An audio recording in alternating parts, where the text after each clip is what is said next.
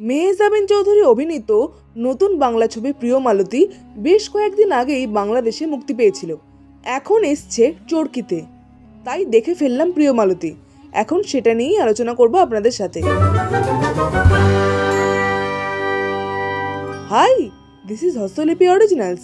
এখন আপনাদের সাথে মেহজাবিন চৌধুরী অভিনীত শঙ্খ দাশগুপ্ত পরিচালিত নতুন বাংলা ছবি প্রিয় মালতী নিয়ে আলোচনা করব। জানাবো আমার কেমন লাগলো।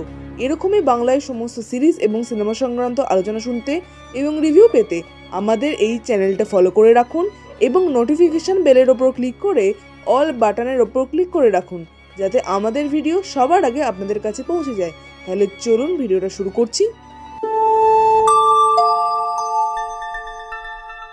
হস্তলিপি Originals, the ultimate filmy dose.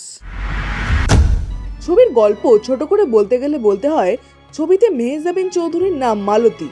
মালতী তার স্বামীর সঙ্গে শান্তিতে ঘর করছিল, কিন্তু হঠাৎ তার স্বামীর কারখানায় আগুন লাগে এবং তার স্বামী মারা যায়। তার স্বামীর মৃত্যুর পর মেহজাবিন চৌধুরী অর্থাৎ মালতী কী সমস্যার সম্মুখীন হতে হয়, সমাজের কোন কোন সমস্যা তাকে কুড়ে কুড়ে খায়, তা জানতে 1 ঘন্টা 54 মিনিটের এই ছবিটা আপনাদের চরকিতে গিয়ে দেখে নিতে হবে। এই ছবির সবচেয়ে ভালো দিক হলো অভিনয়। প্রত্যেকটা সাপোর্টিং কাস্ট এবং মেহজাবিন চৌধুরী নিজে দুর্দান্ত অভিনয় করেছে। তার যখন কান্না পাচ্ছে বা তার যখন দুঃখ হচ্ছে, তখন দর্শক হিসেবে আপনাদের দুঃখ পাবে, মনে হবে তার সাথে কেন এরকম হলো। এই সমস্ত সিন তিনি এত সুন্দর করে তার অভিনয় দিয়ে ফুটিয়ে তুলেছেন, দর্শক হিসেবে আপনারা তা ফিল করতে পারবেন। এই জন্য অভিনয়ে এই ছবিটা আউটস্ট্যান্ডিং। আউট অফ 5 অভিনয়তে আমি 4.5 দেব।